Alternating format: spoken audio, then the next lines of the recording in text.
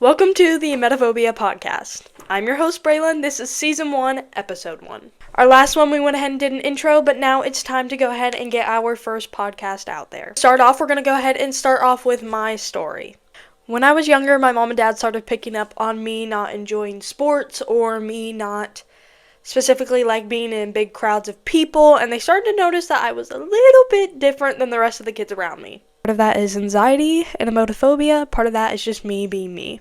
So this was concerning enough to them that they took it upon themselves to look into therapists, because at the time my school did not offer a therapist. So we ended up going to the doctor and they recommended me a therapist. Now this was around the age of 10 and I was in 5th grade. After I went to the therapist for the first couple times, I got diagnosed with social anxiety, general anxiety, and depression. That I have anxiety and depression at the age of 10 was honestly very, very weird. It was different. I felt odd.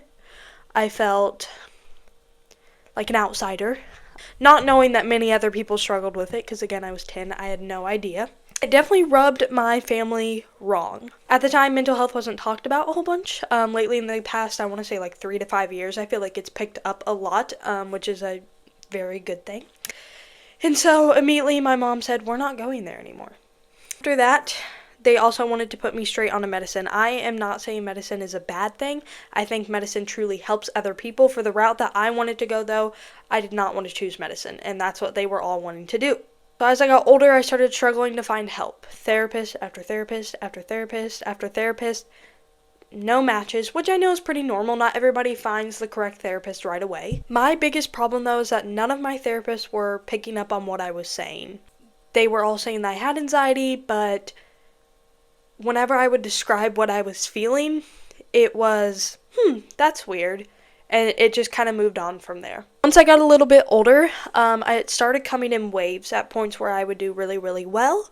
And then I would shoot down really, really low, which is a very normal thing with anxiety, emetophobia, OCD, depression, everything. You have your highs and you have your lows. I was able to join cheer, able to join dance, but certain things did happen while doing those sports that kind of shunned me away from those things, getting worse again.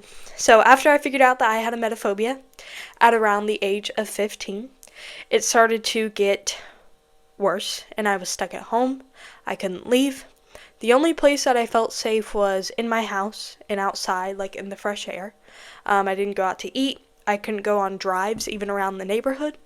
And this went on for probably around a year. I was homebound. This was really, really hard for me, mentally wise, physically wise. In the beginning, I did gain a lot of weight due to stress and just being home and using food. Well before this, I did have an eating disorder. Around the age of like 13, I believe. And so there was definitely a lot of weight changes in there due to bullying, anxiety, all of that. Really, really hard, and my family was concerned, but at the time I didn't really see it. I thought I was okay. I thought that this was something normal that people go through, and even though many people do go through it, that doesn't mean that it's exactly normal. I knew that I wasn't going to get help through therapists. Now that's for me. I believe that therapy is good for people. I believe that therapy is an amazing outlet. I believe that you should check into therapy no matter what. Don't just throw that out of your picture, because it definitely has helped people, and there's definitely proof of it helping others. Sorry to cut into the middle of this episode, but I just wanted you to know that if you are struggling and you need help and you feel alone, please call 988 if you are in need of help and struggling, and don't be scared to ask. Now on to the rest of the episode. Whenever I really started to notice that it got bad was whenever I even started to then panic in my room. So the fact that there was no safe place. Out in public, my house, my room, outside, I was panicking no matter where I was. It didn't matter. I constantly felt sick. The nausea never left. I constantly felt nauseous at all times. I then started to rapidly lose weight, which I'm still struggling with to this day. I'm going to be open and honest about it. I am almost 75 pounds down, and that's not something that I'm proud of, but I'm here to tell you the truth, and I'm here to show you my struggles and tell my story so you feel less alone. I also started to pick up on some weird habits. This is just one example. I started to skip evenings. So what that looks like for me was grabbing some ice. I still take ice with me everywhere. The habits that I have now are now just habits. They're not needs. So if I went in public and forgot my ice, I'm not going to panic. It's just now a habit. And in later episodes, we'll talk about how to use your safety items and slowly transition into them just being there. So I started to skip evenings, which was grabbing ice and going onto my back deck from 5 to 11 p.m. Sometimes it was 4. I would take my shower. I'd get my shower done, push out of the way. So all I knew that I had to do was sit out there. I'd get onto my phone. I'd just play games. I was still panicking into my mind, but I was in the safest place that I could be. Eventually, once I switched to my mindset, which we are going to talk about in later episodes, probably around episode 3 or 4, we're going to talk about switching your mindset, which is literally what saved me. I never thought that just thinking of it differently could totally switch it around for me, but I promise that it does, so please listen to that episode whenever it comes out. It's crazy. Now, as I've started to switch my mindset, I've slowly gotten better, so let's talk about the things that I've accomplished. I have not accomplished everything that I've wanted to. This is still a daily struggle for me. One big one for me this year was going to a Fluffy show. If you know who Fluffy is, I'll try to put a picture somewhere. Fluffy is a comedian, and he came here to Indianapolis at Gamebridge Fieldhouse, and he performed. And so me and my dad have always loved Fluffy. My dad's my number one supporter. Hopefully we'll have him onto the podcast. And we got to go and we got to see Fluffy. So I went to a sold out show. And that was crazy for me. From going to not even being comfortable into my room to being able to do that, I was still nervous. I was still anxious. But switching my mindset is what changed it all. And looking at emetophobia different was the reason that I was able to go out there and do that.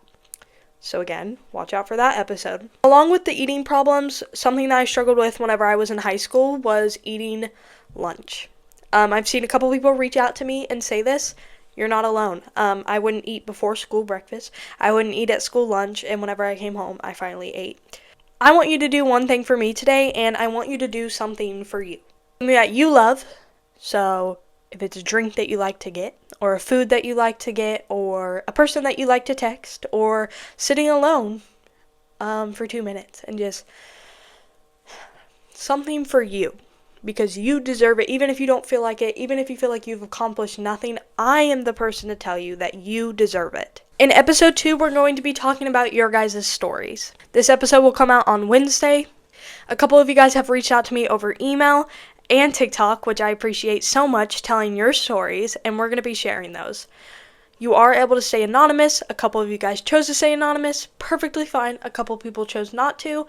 So if you are wanting to participate in our podcast and have your story shared, go ahead and email me at braysvoice837@gmail.com or message me on TikTok at brayvibes. Thank you so much for listening. I'm sorry that this was such a short episode, but I figured I just wanted to get my story out there, just so you guys know a little bit more about me, and now we'll be able to transition into longer episodes and to help you guys gain your life back. So much for listening. Please like, subscribe, share, relax.